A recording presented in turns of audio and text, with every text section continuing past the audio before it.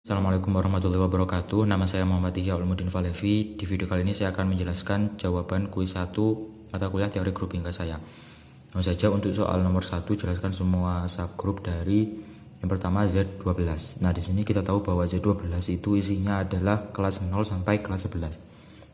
Nah, kemudian di poin 2 ini adalah daftar semua subgrup dari Z12.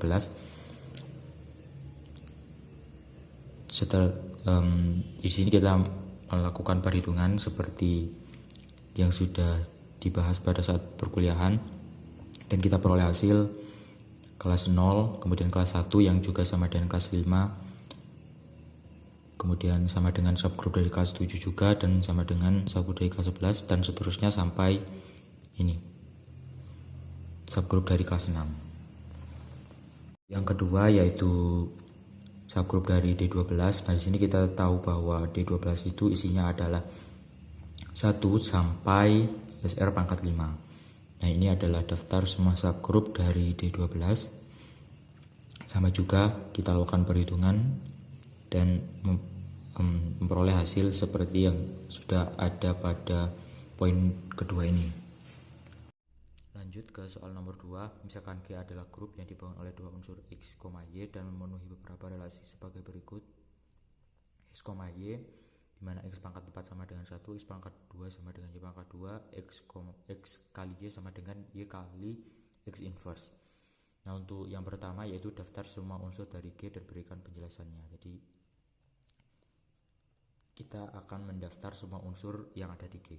Nah, di sini kita tahu bahwa X pangkat 4 sama dengan 1, X pangkat 2 sama dengan Y pangkat 2, X sama dengan X pangkat min 1, maka daftar semua unsurnya adalah ini, dan penjelasannya yaitu jika X pangkat 4 sama dengan 1, X pangkat 2 sama dengan Y pangkat 2 seperti yang kita ketahui di soal, maka unsur-unsur di G di mana Y pangkat 3 sama dengan X pangkat 2Y, maka X pangkat 4 bukan unsur di G, begitu juga X pangkat 4Y. Kenapa? Karena X pangkat 4 itu sama dengan 1 seperti kita lihat di soal, dan X pangkat 4Y itu sama dengan Y. Lanjut ke poin yang B, buat tabel perkalian unsur dari unsur-unsur di G. Jadi kita kalikan unsur-unsur di G seperti yang ada pada tabel. 1 kali 1, 1, kemudian 1 kali X, X, dan seterusnya. Bisa dilihat di tabel ini. Dan kemudian yang C, daftar semua subgrup siklis dari G dan berikan penjelasannya. Nah, di sini kita tahu bahwa subgrup siklis itu beranggotakan semua hasil kali perpangkatan unsur-unsur di X atau inverse untuk unsur-unsur di X. Subgrup siklis X itu sama dengan X1 pangkat A1 kali X2 pangkat A2 dan seterusnya, Xn pangkat AN, yang mana X1 merupakan anggota dari yang mana Xi merupakan anggota dari X besar, dan A1 anggota dari Z.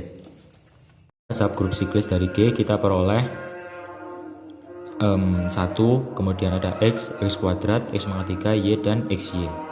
Soal nomor 3, jelaskan melalui contoh materi dari set pertemuan 3 berikut. Proposisi 4.14 itu bunyinya adalah misalkan G adalah grup siklis hingga berorde N dan D adalah faktor positif dari N, maka G memiliki tepat satuan subgrup GD berorde D, banyaknya unsur X, elemen dari G yang memenuhi X kuadrat sama dengan XD, X pangkat D sama dengan 1 adalah D, dan semuanya adalah unsur-unsur di GD.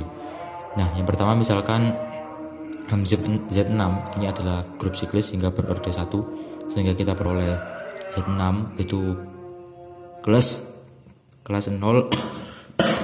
sampai kelas 5. Kemudian kita pangkatkan seperti ini dan menghasilkan subgrup 1, dan orde dari 1 ini adalah 6.